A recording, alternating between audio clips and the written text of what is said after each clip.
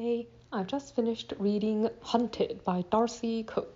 So this story begins when a young woman called Eileen decides to go hiking in a place called Ashlow Forest and disappears.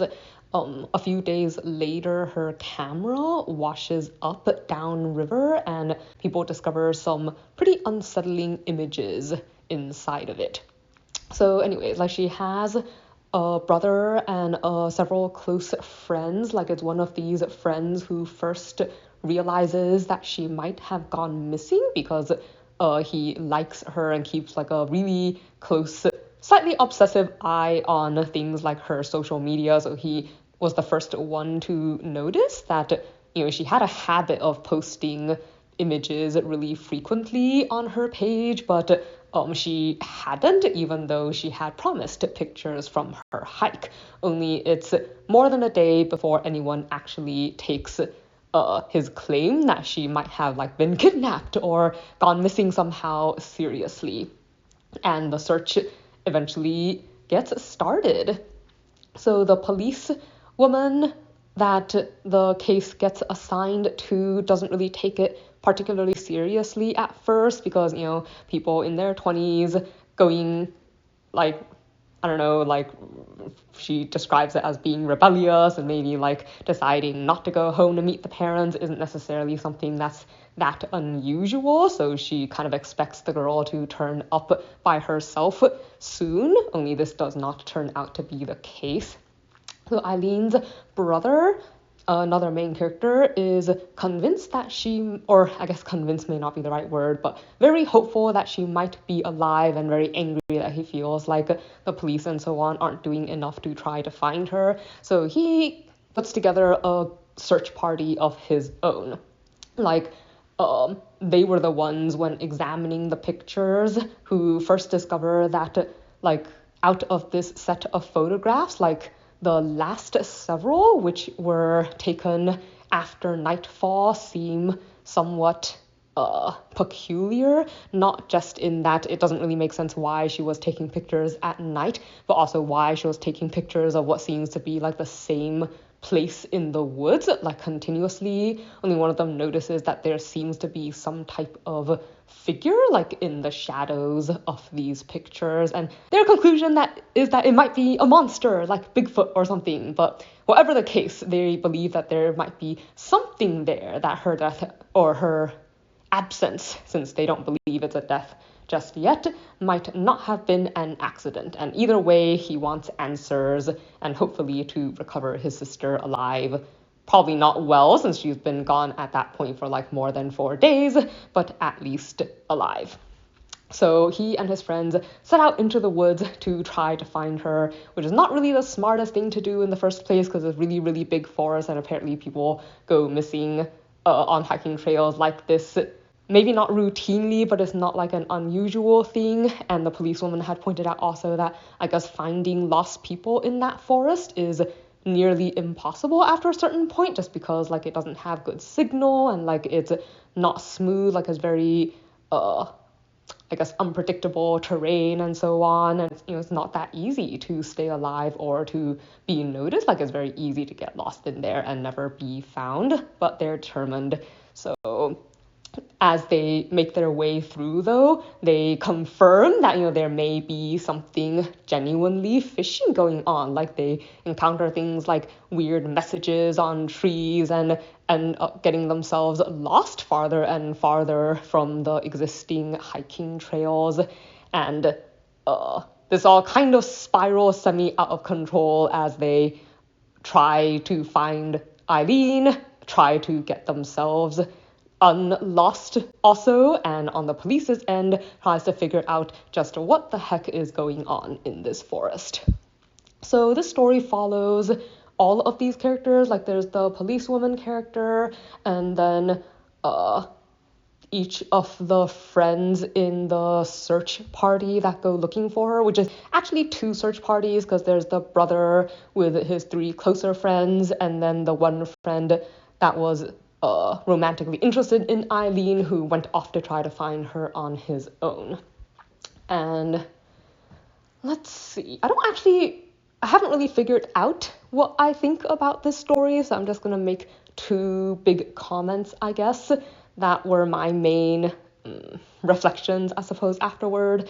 First, I was kind of hoping for a supernatural story, which this did not turn out to be. Like, the website I used to browse book summaries kind of lots supernatural and horror stories together. I think this would probably have been more of a horror mystery story as opposed to a supernatural story, which was what I was originally looking for.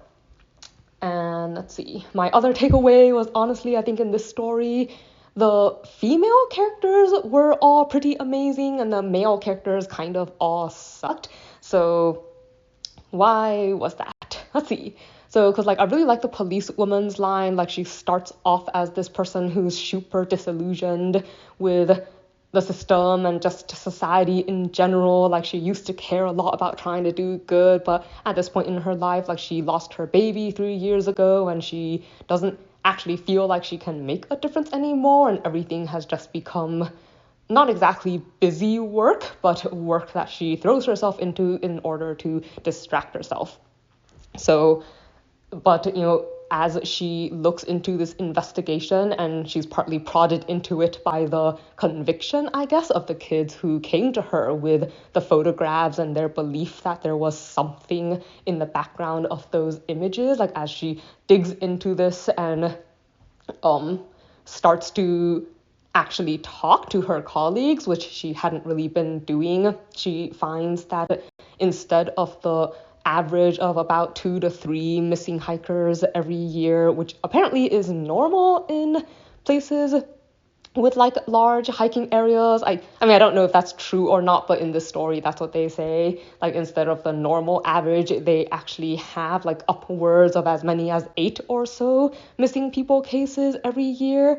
And the number just keeps getting higher as she digs into like the cases that were handled by her colleagues and the cases that were handled in past years, and the number becomes so staggering that she concludes that there really is something going on. Like obviously she does not believe in monsters, but she does think that there might be a serial killer like haunting I guess a bit of a pun, their neck of the woods.